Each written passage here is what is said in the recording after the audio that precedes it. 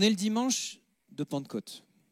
Et la fête de Pentecôte, c'est une fête qui est marquée dans l'histoire de l'Église par deux choses.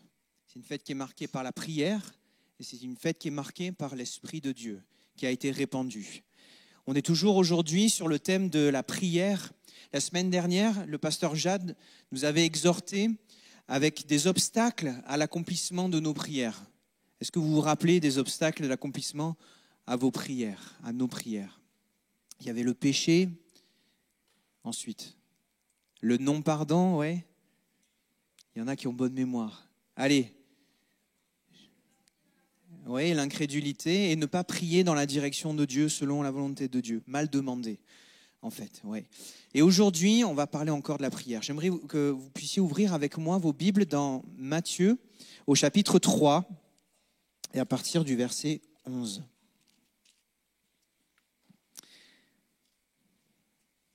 C'est une prophétie qui avait été apportée par Jean-Baptiste, prophétie que vous connaissez. Et si vous ne la connaissez pas, vous allez la connaître. Voilà ce que dit Jean-Baptiste. Il dit « Moi, je vous baptise d'eau pour vous amener à la repentance. Mais celui qui vient après moi est plus puissant que moi et je ne suis pas digne de porter ses souliers. Lui, il vous baptisera du Saint-Esprit et de feu. » Amen. Amen. On a célébré le repas du Seigneur. Le repas du Seigneur, ça commémore la mort de Jésus à la croix. Et 40 jours après la mort de Jésus à la croix, il va annoncer à ses disciples, il va être enlevé, il va annoncer à ses disciples d'attendre, de se tenir dans la prière, parce que dans peu de temps, la promesse qui avait été faite par le Père allait s'accomplir. Le Saint-Esprit allait être répandu sur l'Église, et l'Église allait pouvoir être ce canal au travers duquel Dieu agit et au travers duquel le monde est changé. Le royaume de Dieu avance au travers de l'Église. Amen. Et donc ils se sont tenus dans la prière pendant 10 jours. Ils se sont tenus dans la prière. Et à un moment donné, la Bible nous dit, il y a eu un vent qui est arrivé.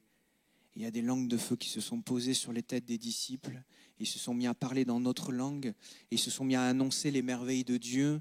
Et le Seigneur a commencé à toucher autour d'eux. Et avec cette poignée de personnes, le feu a embrasé le monde entier. Et aujourd'hui, on est les héritiers de ça.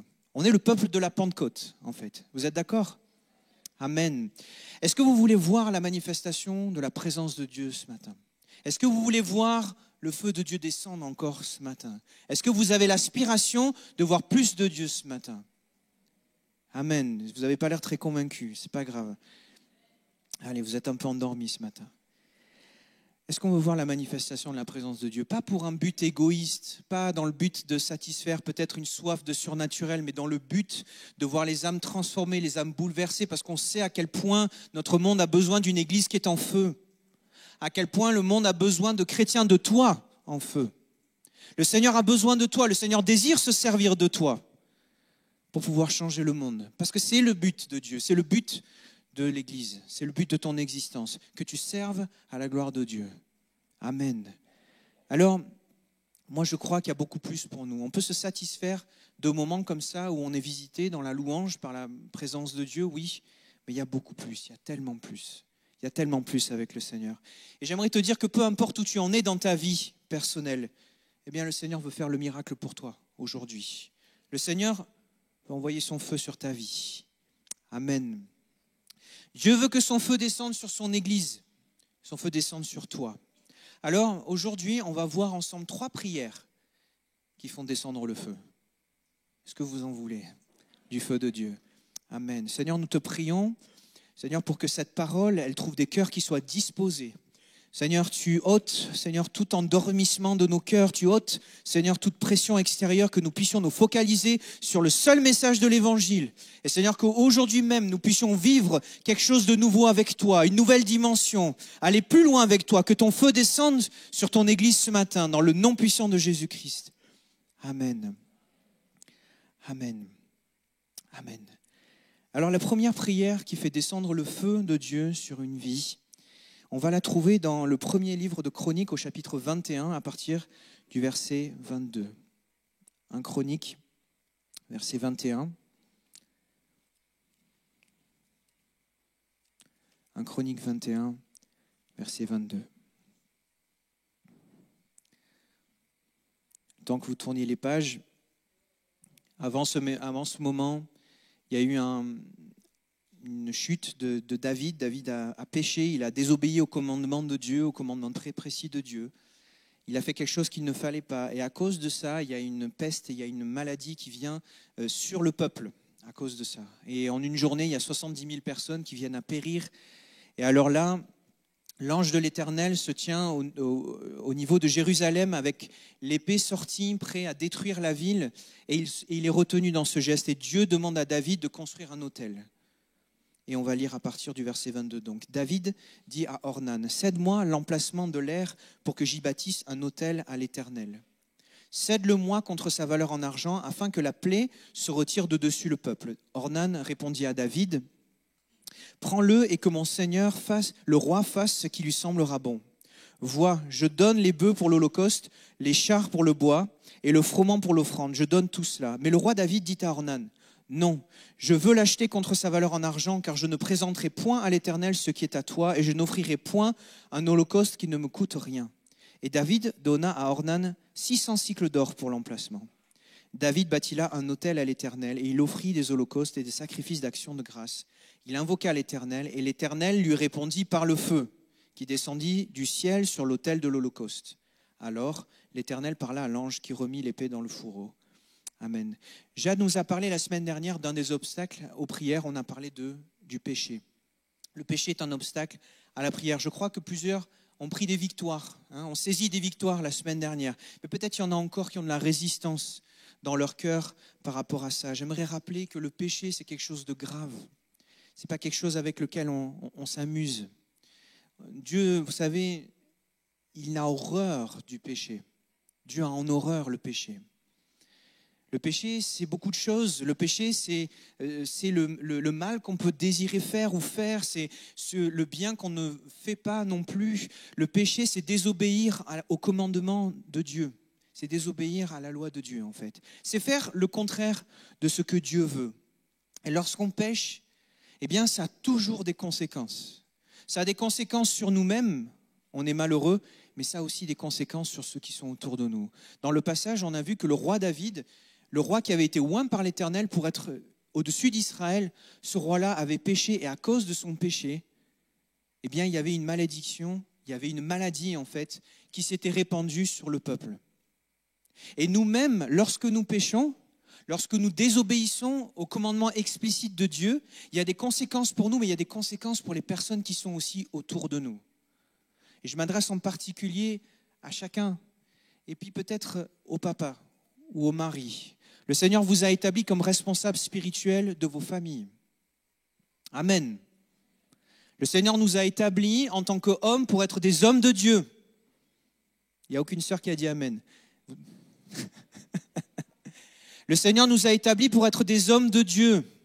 Mais lorsque nous ne jouons pas notre rôle, lorsque nous cédons le rôle, lorsque nous désobéissons, eh bien en fait, lorsque nous péchons, ce que nous faisons, il a des conséquences sur ceux qui sont autour de nous. Le péché a des conséquences sur ta famille. Le péché a des conséquences sur ton épouse, sur ton mari. Le péché a des conséquences sur tes enfants. Ton péché. Eh oui. Eh oui. Et on voudrait croire que ça n'a pas d'influence, que ça n'a pas d'influence. Je disais au premier culte que le Seigneur a prévu un moyen pour chacun de nous débarrasser définitivement d'une vie de péché. Et ce moyen-là, nous l'avons en Jésus-Christ à la croix. Jésus est mort à la croix pour chacun d'entre nous. Son sang a coulé, son sang qui purifie, qui lave de tout péché. Et ça, ce sont des choses, je suis persuadé, si vous venez dans une église, ce n'est pas la première fois que vous l'entendez. Christ est mort pour nos péchés. Jésus est mort pour tes péchés, pour chacun de nous. Et si tu étais la seule personne sur terre, Christ serait quand même venu pour toi, pour mourir à ta place. Parce qu'il a pris sur lui la juste condamnation qui t'était réservée. Jésus est mort pour nous et son sang a coulé. Mais maintenant, ça, ce sont des choses qui sont théoriques. C'est des choses qu'on sait intellectuellement.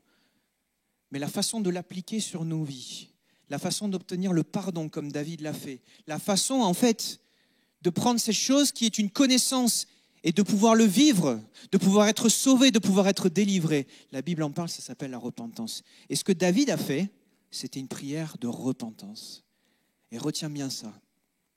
La prière de repentance, elle fait descendre le feu de Dieu. La prière de repentance, elle fait descendre le feu de Dieu.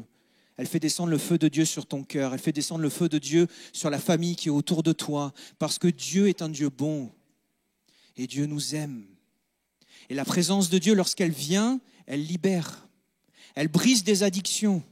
Elle libère des malédictions. Elle nous amène à nous séparer du péché. Elle nous permet de vivre la vie libre en Jésus-Christ. Elle nous donne la vie abondante. Et tout ça, on l'obtient par la repentance. Par la repentance. Mais qu'est-ce que c'est la repentance? La repentance, c'est un regret sincère devant Dieu. Des fautes qu'on a commises. C'est prier, Seigneur, je te demande pardon. Seigneur, tu es en train de me montrer des choses que je vois là dans mon cœur qui ne vont pas. Tu me montres du non-pardon, tu me montres de la haine, tu me montres de la colère, tu me montres de la violence, tu me montres toutes ces choses dans mon cœur là en ce moment. Et Seigneur, je te demande pardon de tout mon cœur et je décide d'abandonner ces choses et de te suivre. Je décide de te suivre. Ça, c'est une prière de repentance. Si tu t'engages à suivre Jésus. Amen. Amen. La repentance est un abandon radical du péché pour le chrétien aussi. Parce qu'en tant que chrétien, nous sommes amenés à vivre une vie de repentance. Lorsque la parole de Dieu est explicite sur certains sujets, elle nous amène à nous repentir et à nous tourner dans la direction de Dieu. Et ça implique en particulier avoir notre intelligence renouvelée par les pensées de Dieu. Penser comme le Seigneur. Penser comme le Seigneur. Si je suis enfant de Dieu, je suis fils du roi des rois et je pense comme un fils du roi des rois. Je sais que Dieu m'aime d'un amour qui est éternel. Et j'arrête de penser que je ne suis pas aimé. J'arrête de penser que je suis séparé de Dieu. Mais je sais que le Seigneur est dans mon cœur. Je sais que sa présence est là parce qu'il le dit dans sa parole. Ça, c'est aussi une repentance. C'est changer sa mauvaise façon de penser. Ta mauvaise façon de penser, elle bloque l'action de Dieu dans ta vie. Et si tu décides de penser conformément à la parole de Dieu, si tu décides de laisser tes pensées changer et que ce soit les pensées de Dieu qui s'imposent, alors tu vas vivre la bénédiction de Dieu parce que c'est pour toi. Amen. Amen. Et le résultat de la prière donc, c'est le feu de la repentance, le feu qui descend sur une vie, qui consume le péché, qui brise les malédictions, qui coupe de tous les liens de ténèbres et qui te rend libre. La grâce, elle t'est accordée. La faveur de Dieu, elle t'est accordée. La bénédiction de Dieu, elle t'est accordée. Amen. Amen. Il y a une deuxième prière qui fait descendre le feu de Dieu sur une vie. Cette prière, on la trouve dans le second livre de Chroniques, au chapitre 6. De Chroniques, chapitre 6. Et alors, c'est une longue prière, et on va en lire juste quelques extraits. Mais pour vous rappeler le contexte, le roi David avait décidé de construire un temple pour le Seigneur, mais Dieu lui a dit non, ce ne sera pas toi, ça va être ton fils qui va le construire. Alors David a préparé tous les matériaux à l'avance, et lorsque Salomon, le fils de David, est devenu roi, il a entrepris cette construction, la construction du temple. Et alors, au bout d'un certain temps, ce temple est achevé, et il a l'édifice devant lui, et Salomon se tient là avec le peuple pour la dédicace de ce temple. Et on va lire un extrait de la prière qu'il fait à ce moment-là. De Chroniques 6, à partir du verset 20. « Que tes yeux soient jour et nuit ouverts sur cette maison, sur le lieu dont tu as dit que là serait ton nom. Écoute la prière que ton serviteur fait en ce lieu. Daigne exaucer les supplications de ton serviteur et de ton peuple d'Israël lorsqu'ils prieront en ce lieu. Exauce du lieu de ta demeure, des cieux, exauce et pardonne. » Et alors, il s'ensuit différents cas que Salomon évoque, demande la justice de Dieu, le pardon, la restauration, l'exaucement des prières, la délivrance. Et au verset 40, où nous allons reprendre la lecture, il dit « Maintenant, ô mon Dieu, que tes yeux soient ouverts et que tes oreilles soient attentives à la prière faite en ce lieu. Maintenant, éternel Dieu, lève-toi, viens à ton lieu de repos, toi et l'arche de ta majesté, que tes sacrificateurs, éternel Dieu, soient revêtus de salut et que tes bien-aimés jouissent du bonheur. Éternel Dieu, ne repousse pas ton oint, souviens-toi des grâces accordées à David, ton serviteur. Lorsque Salomon eut achevé de prier, le feu descendit du ciel et consuma l'holocauste et les sacrifices, et la gloire de l'Éternel remplit la maison. Amen. Amen. Il s'agit de la dédicace ou de la consécration du temple. Cette prière, en fait, la seconde prière qui fait descendre le feu de Dieu, c'est la prière de la consécration. Lorsque Dieu avait donné les instructions au peuple pour construire le temple, et ça remontait à bien longtemps, il les avait même données à Moïse. Lorsque Dieu avait donné les instructions, il avait dit que tout ce qui était présent dans le temple, la fourchette, la table, le chandelier, tout ce qui devait être présent dans le temple devait être consacré. Les lieux, le mobilier, les objets, les personnes, tout ce qui pénétrait, tout ce qui était dans ce temple devait être consacré, mis à part, séparé pour servir exclusivement au service de Dieu. Ça, c'était le plan de Dieu. Maintenant, nous qui sommes l'Église de Jésus-Christ, la Bible dit que nous sommes le temple du Saint-Esprit. Amen. Amen. Vous ne réalisez pas la gloire de ce que ça veut dire tout ça? Nous sommes le temple du Saint-Esprit. Le Saint-Esprit est en nous. Le Saint-Esprit est en nous en tant qu'individu. Si tu appartiens au Seigneur, à partir du moment où tu t'es repenti de tes péchés, le Seigneur te fait naître de nouveau, tu vis une nouvelle vie et le Saint-Esprit vient au-dedans de toi. Tu es le temple du Saint-Esprit maintenant. Mais aussi en tant qu'Église, tous ensemble, là, on forme l'Église de Jésus-Christ. L'Église de Jésus-Christ est le temple du Saint-Esprit. Amen. Eh bien, qu'est-ce que nous dit le texte? Le temple doit être consacré à l'usage exclusif du culte de Dieu. Le temple de l'Éternel, c'est le temple de l'Éternel. Ce n'est pas le temple de moi, ce n'est pas le temple du voisin. La Bible dit, et c'est l'apôtre Paul qui dit ça, « Ne savez-vous pas que vous êtes le temple du Saint-Esprit et que vous ne vous appartenez plus à vous-même, mais que vous avez été rachetés à un grand prix. » Oui, le Seigneur Jésus nous a rachetés, ce qui veut dire que nous ne nous appartenons plus. Ça veut dire qu'en tant que chrétien, je ne suis plus propriétaire de ma vie. Je comprends que c'est plus difficile de dire Amen, parce qu'au mesure qu'on marche avec le Seigneur, ça devient de plus en plus dur. On réalise qu'il y a de plus en plus de choses à laisser, de plus en plus de choses à confier au Seigneur. Et oui, c'est plus facile quand on vient de se convertir de dire « Jésus, je te donne toute ma vie ». Mais quand tu commences à marcher avec le Seigneur, quand tu avances, quand tu réalises tout ce que ça implique, là c'est plus difficile. Et pourtant, la Bible dit que c'est déjà fait, que tu ne t'appartiens pas à toi-même, que tu n'es pas le propriétaire. Ça ne sert à rien de le penser, c'est faux, c'est Jésus le propriétaire. Et si tu penses de la mauvaise façon, et si tu te comportes de la mauvaise façon, ta vie spirituelle, elle est bancale. Et c'est à cause de ça que tu n'avances pas. C'est à cause de ça que tu ne vois pas le fruit dans ton service. C'est à cause de ça que tu ne vois pas le fruit dans ta maison. Parce que le temple de l'Éternel doit être consacré à l'Éternel. Il doit être consacré à l'Éternel. Amen. Ce qui veut dire, je vais rentrer dans des subtilités, ça veut dire que notre pensée est consacrée à l'Éternel. Amen. Vous ne dites pas Amen pour me faire plaisir. Nos pensées doivent être consacrées à Dieu. Ça veut dire que ce que je laisse rentrer là-dedans, ce sont des pensées qui sont influencées, qui viennent du royaume de Dieu. Ça veut dire que je décide de penser, ça veut dire que je décide d'adopter les choses qui viennent de Dieu et pas les choses qui viennent du monde. Ça veut dire que je laisse le Saint-Esprit me conduire. Ça veut dire que, comme dit l'apôtre Paul, je cherche tout ce qui est juste, tout ce qui est pur, tout ce qui est digne de louange, que tout ce qui est l'objet de la gloire de Dieu soit l'objet de mes pensées. Amen. Mais est-ce qu'on le fait? Et moi, j'aimerais te dire qu'au plus tu le fais, au plus tu vas avoir une vision élevée de Dieu. Au plus tu vas glorifier Dieu dans ton cœur, au plus tu vas grandir dans ta foi. Tu dois avoir la vision d'un Dieu grand, parce qu'il est grand. Ne laisse pas les pensées du monde, les pensées terre à terre, occuper ton esprit. Ne les laisse pas occuper ton esprit. Mais que tes pensées soient alimentées par les pensées de Dieu. Amen. Mais il y a aussi un deuxième point. Bon, il y en a plusieurs, hein, mais je vous donne un deuxième point que j'avais à cœur particulièrement. C'est notre temps. Est-ce que notre temps est consacré, exclusivement réservé pour le Seigneur? Ça, c'est plus difficile. La parole de Dieu, elle nous pousse un peu dans nos retranchements. Est-ce que mon temps est consacré à Dieu?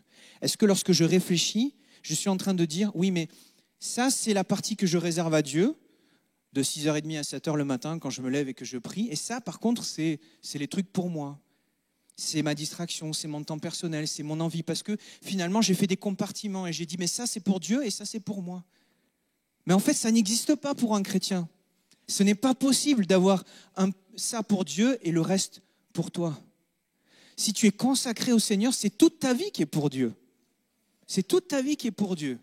Ce qui veut dire que dans tout ce que nous faisons, nous le faisons non plus pour nous-mêmes, mais pour la gloire de Dieu. Ça veut dire que nous rendons un culte à Dieu dans toutes les choses que nous faisons dans notre vie. Mais ça nous fait réfléchir. Est-ce que quand je suis au travail, tout ce que je fais, tout ce que je dis, je peux le considérer comme une louange pour le Seigneur. Je peux le voir comme pour la gloire de Dieu. Est-ce que ce que je dis, ce que je pense, est-ce que quand j'agis, en fait, ce sont des choses qui vont glorifier le Seigneur? Ou est-ce que peut-être je peux m'adonner à la critique? Est-ce que je peux m'adonner aux mauvaises pensées? Est-ce que je peux perdre mon temps dans des distractions qui ne servent à rien? Attention, ça ne veut pas dire qu'on n'a pas le droit de se reposer. Mais ce que je suis en train de dire, c'est que notre être entier appartient au Seigneur. Et tu es dans le repos dans le Seigneur. Mais il n'y a pas de vie séparée. Il n'y a pas de vie avec Dieu et une vie privée sans Dieu. Ça n'existe pas. Ça n'est pas possible en fait. Tu ne t'appartiens plus à toi-même. Amen. Dieu te dit, tu seras saint car je suis saint. Et même si tu appartiens au Seigneur, tu es saint. Tu es saint. Tu as été mis à part pour le Seigneur et ce n'est pas négociable. Tu es mis à part pour Dieu, tu n'es plus le propriétaire de ta vie, mais tu existes pour un seul but, pour servir à la gloire de Dieu. Et c'est ça l'objectif de Dieu pour ta vie. Et peu importe où tu en es. Je connais quelqu'un qui, un jour, dans un temps de prière, était particulièrement touché par le Seigneur sur ce point-là, qu'il fallait donner, tout donner au Seigneur. Et il y avait un combat intérieur, et il était là, il luttait un peu dans son cœur comme ça. Et à un moment donné, parce qu'il aime le Seigneur, il veut lui plaire, il mesure le coup, il comprend ce que ça veut dire, mais il dit, et il est conduit par le Saint-Esprit, c'est comme si le Saint-Esprit le pousse à prier comme ça, il dit, Seigneur, soumets mon cœur à ton cœur. Soumets mon cœur à ton cœur. Je décide de me soumettre, de me mettre en dessous de toi. Je soumets mon cœur à ton cœur. Et cette prière qui était conduite par le Saint-Esprit, il y a une visitation de Dieu sur lui et sur les personnes qui étaient autour de lui et ça a changé le temps de prière de son église. Parce que le Seigneur agrée la prière de consécration. Si tu consacres, si tu décides aujourd'hui, oui, je veux prendre cette décision, je ne veux plus revenir en arrière, je décide que ma vie serve au but et à la gloire de Dieu, parce que je comprends que le temps est proche du retour du Seigneur, et je comprends que j'ai ma place à jouer, je comprends que le Seigneur veut se servir de moi. Si tu pries cette prière, le feu de Dieu descend sur ta vie, le feu de Dieu descend sur ta vie. Et tes pensées, ce sont les pensées de Dieu. Et tu t'alignes sur sa volonté. Et tu fais ce qu'il veut. Et autour de toi, tu vois la bénédiction de Dieu qui commence à apparaître. Parce que tu fais sa volonté. Parce que tu fais sa volonté. Le Seigneur veut se servir de toi, mon frère, ma sœur. Tu as ta place à jouer. Tu as ton rôle à jouer. Il n'y a personne dont le rôle, vous savez, dans l'évangile, il n'y a personne, il n'y a jamais écrit, là il y avait les apôtres, il y avait le prophète, là il y avait les pasteurs et là il y avait les chauffeurs de chaises. Ça n'existe pas dans l'évangile. Amen. Amen. On est tous membres de l'église de l'armée du Seigneur. On est tous membres et on est tous là pour lui, pour le servir, pour voir sa gloire, pour voir les âmes sauvées. Amen. Amen. Je vais accélérer un petit peu. Lorsque la prière de consécration est entendue, le Seigneur l'agrée, le feu de Dieu descend et la gloire de Dieu est répandue dans la maison. La gloire de Dieu se répand. Si parmi nous, nous prions cette prière, si chacun d'entre nous, nous saisissons notre position, la gloire de Dieu va se manifester au milieu de nous. Amen. C'est ce que dit la parole. Alors on va parler maintenant d'une troisième prière qui fait descendre le feu du ciel. Et elle se trouve dans 1 Roi chapitre 18. 1 Roi chapitre 18. Vous êtes toujours avec moi? Vous ne dites pas, il est trop dur. C'est la parole de Dieu. Tu ne seras jamais aussi heureux qu'en servant les objectifs de Dieu. Amen. Au verset 21, 1 Roi 18, 21, « Alors Élie s'approcha de tout le peuple et dit, « Jusqu'à quand clocherez-vous des deux côtés? Si l'Éternel est Dieu, allez auprès de lui. Si c'est Baal, allez auprès de lui. » Le peuple ne lui répondit rien. au verset 30. Élie dit alors à tout le peuple, « Approchez-vous de moi. » Tout le peuple s'approcha de lui. Et Élie rétablit l'autel de l'Éternel qui avait été renversé. Il prit 12 pierres d'après le nombre des tribus des fils de Jacob, auxquels l'Éternel avait dit, « Israël sera ton nom. » Et il bâtit avec ces pierres un autel au nom de l'Éternel. Et là, il va préparer l'autel. Et au verset 36, au moment de la présentation de l'offrande, Élie le prophète s'avança et dit, « Éternel, Dieu d'Abraham, d'Isaac et d'Israël, que l'on sache aujourd'hui que tu es Dieu en Israël, que je suis ton serviteur et que j'ai fait toutes ces choses par ta parole. Réponds-moi, Éternel, réponds-moi, afin que ce peuple reconnaisse que c'est toi, Éternel, qui es Dieu et que c'est toi qui ramènes leur cœur. » Et le feu de l'Éternel tomba, et il consuma l'holocauste, le bois, les pierres et la terre, et il absorba l'eau qui était dans le fossé. Quand tout le peuple vit cela, ils tombèrent sur leur visage et dirent, « C'est l'Éternel qui est Dieu, c'est l'Éternel qui est Dieu. » « Saisissez les prophètes de Baal, leur dit Élie, qu'aucun d'eux n'échappe. » Et ils les saisirent. Élie les fit descendre au torrent de Kison, où il les égorgea. Le contexte, c'est un contexte d'idolâtrie. En fait, le peuple de Dieu commence à mettre au milieu de sa pratique religieuse des choses, des nations qui sont environnantes. Il commence à prier les dieux des Cananéens. Il prie Baal, il prie Astarté, il prie toutes sortes de dieux. Et à cause de ça, il commence à y avoir un temps de sécheresse sur le pays. Le roi a introduit ces choses. Le roi. Et alors, devant la sécheresse du pays, devant l'absence de bénédiction, devant il n'y a plus rien, il n'y a plus de récolte, eh bien, Élie fait cette prière. Parce qu'il est envoyé par le Seigneur. Parce que Dieu veut gagner. Dieu veut recapturer le cœur de son peuple. Amen. Et alors, il y a cette prière d'Élie et le feu descend. Et en résultat de ça, ils reviennent en tout cas au Seigneur. Cette prière d'Élie, c'est une prière pour le réveil. Est-ce que vous voulez le réveil? Vous savez, ça peut être juste un mot comme ça. Ça peut être juste une expression comme ça. Est-ce qu'on veut vivre le réveil pour notre Église, pour notre ville, pour notre pays? Est-ce que nous voulons être l'Église qui est en feu et qui apporte la présence de Dieu là où elle va? Est-ce que nous voulons voir les âmes des perdus qui sont sauvées?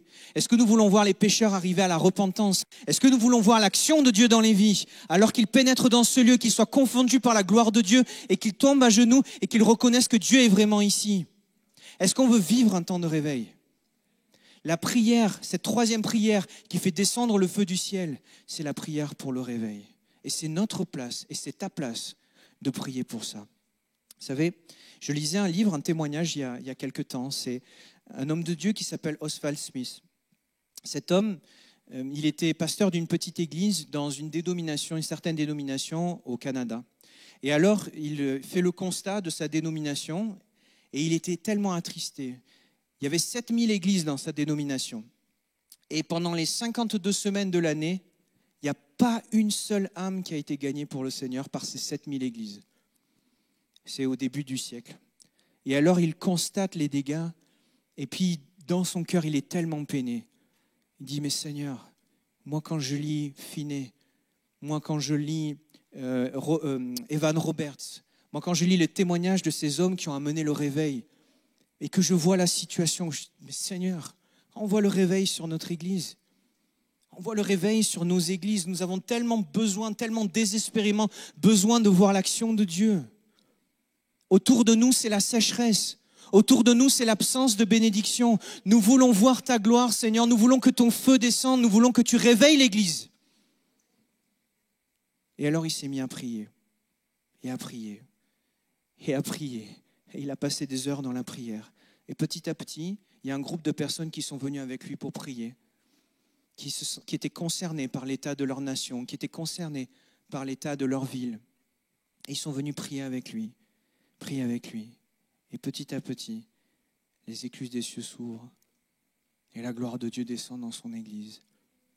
Et les pécheurs se tournent vers le Seigneur.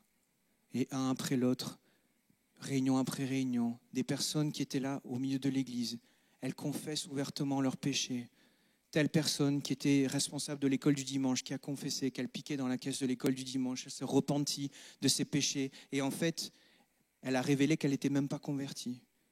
Et devant tout le monde, elle a confessé ses péchés, elle s'est repentie, elle est née de nouveau, elle a reçu l'assurance de son salut. Tel adultère qui a confessé son adultère et qui s'est repenti devant Dieu. Et le Seigneur l'a restauré, a restauré la famille. Il y a tant de choses qui se passent lorsqu'on prie pour le réveil. Des choses qui prennent des années et des années et des années que le Seigneur débloque en un instant.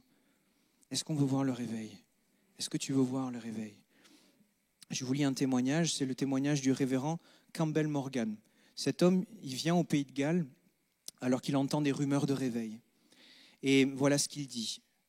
Ce fut en effet pour moi un privilège de visiter le centre de cette œuvre et de ce mouvement merveilleux. Arrivé le matin au village, tout était si calme et ordonné que nous avons dû demander où était le rendez-vous. Un garçon, désignant une chapelle, a dit « Là-dedans ». Pas une seule personne à l'extérieur. Nous nous sommes frayés un chemin à travers la porte ouverte et avons réussi à entrer à l'intérieur et avons trouvé la chapelle bondée du sol au plafond avec une grande quantité de personnes. Quelle effusion de la miséricorde de Dieu! Vous pouvez demander, comment cela s'est-il produit? Où tout cela a-t-il commencé? Partout au pays de Galles, je vous donne à peu près le résultat de l'interrogatoire de 50 personnes ou plus au hasard dans la semaine. Un reste de chrétiens qui priaient à agoniser devant Dieu au sujet de l'état de leur terre bien-aimée. Et c'est par cela que la réponse du feu est venue. Vous pouvez me dire que le renouveau est né avec Evan Roberts. Vous me direz peut-être que cela a commencé lors d'un camp où une chère jeune fille a témoigné.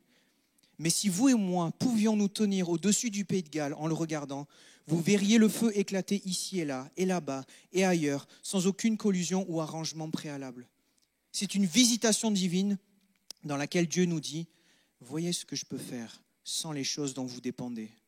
Voyez ce que je peux faire en réponse à un peuple qui prie. Vois ce que je peux faire à travers les plus simples qui sont prêts à capituler et à dépendre entièrement et absolument de moi. » Amen. Est-ce qu'on veut vivre un réveil? Est-ce qu'on veut vivre un réveil? Moi, c'est pour ça que je suis là. C'est pour ça que je suis là. Je prie et je nous invite à prier pour que petit à petit, ceux qui se préoccupent des choses de ce monde reviennent entièrement au Seigneur.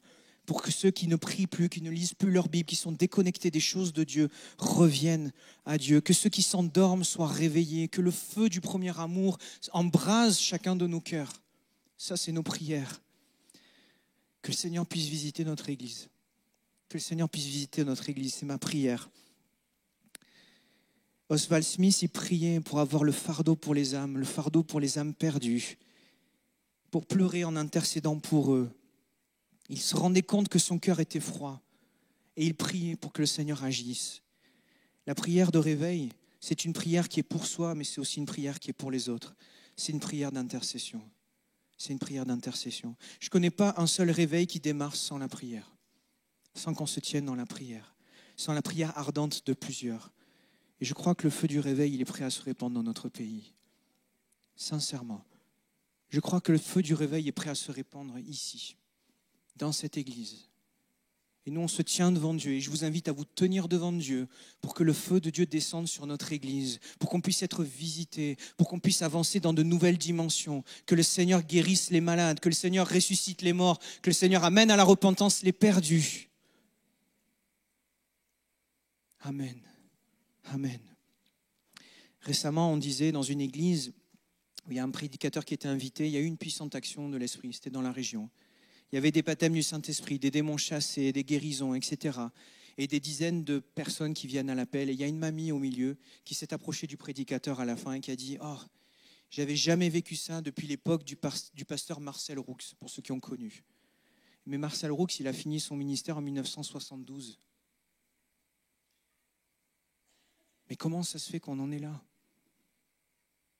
Il y a plus avec le Seigneur. Comment ça se fait qu'on se contente de ce qu'on vit? Comment ça se fait qu'on peut vivre nos vies chrétiennes égoïstes là où on est? Comment ça se fait qu'on ne crie pas à Dieu pour avoir le fardeau pour les âmes? Comment ça se fait qu'on ne prie pas pour voir l'action de Dieu dans l'Église? Est-ce que tu ne veux pas en faire partie de ceux qui se tiennent à genoux, qui se tiennent devant Dieu et qui intercèdent pour que le Seigneur agisse dans notre pays. Moi, quand je vois le nombre d'églises de Pentecôte à Toulouse et la métropole, il y a près d'1 million de personnes. Il y a combien d'églises? Mais c'est tellement misérable. Il y a tellement besoin de l'action de Dieu au milieu de nous. Il y a tellement besoin d'un réveil au milieu de nous. Est-ce qu'on ne veut pas prier pour que le Seigneur agisse? Est-ce que tu ne veux pas te tenir à la brèche et intercéder pour que le Seigneur envoie le réveil parmi nous? On va fermer nos yeux.